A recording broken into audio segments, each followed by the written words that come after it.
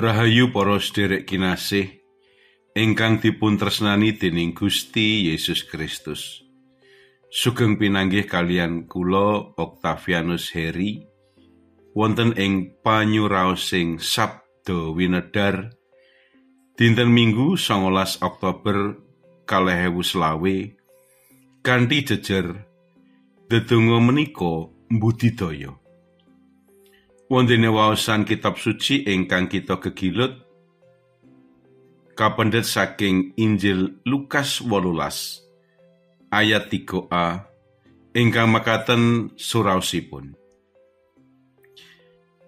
Ing kutha kuno uga ana randha sing bola-bali nekani hakim mau lan nyuwun keadilan tumrap enggone prakaran. Dasar saya saking akeh PR bengi iku sawise nata buku kanggo sekolah sesuk, tresna langsung mapan turu. Pinuju buminal perso. Tresna mancal kemul lajeng ngendika. Apa kowe wis ndonga to, Le?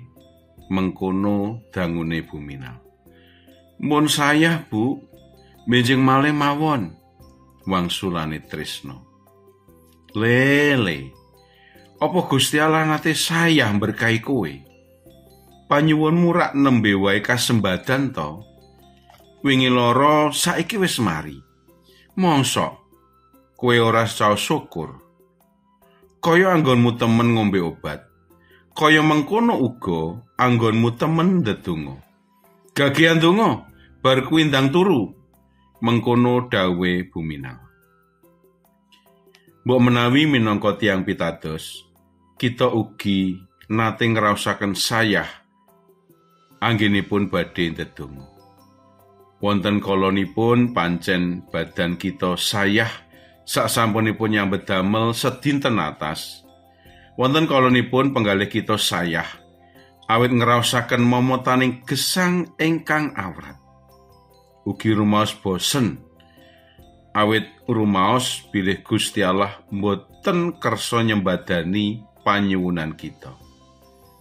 Saged dipun underi bilih ingkang damel menungsa mboten setya ndedonga menika rumaos bilih pandonga menika mboten mun pangati tumraping gesang. Tentu kita emut bilih pandonga menika ambeganing tiyang pitados. Awit kanthi ndedonga kita mbangun sesambetan kalian Gusti Allah minangka sumbering gesang. Kados dene sregep unjal ambegan, raganipun manungsa badhe gesang. Makaten ugi karohanen manungsa badhe gesang nalika sregep ndedonga. Mila tiyang pitados nggadhahi sesanti ora et labora, ndedonga lan makarya. Inggih menika tiyang pitados sumedya tumemen nyambet damel lan ndedonga kangge mujudaken gesang ingkang langkung prayogi wonten ing ngarsanipun Gusti Allah lan sesami. Mila kados dene anggenipun Yakub temen budidaya lan ndedonga nyuwun berkahing Allah.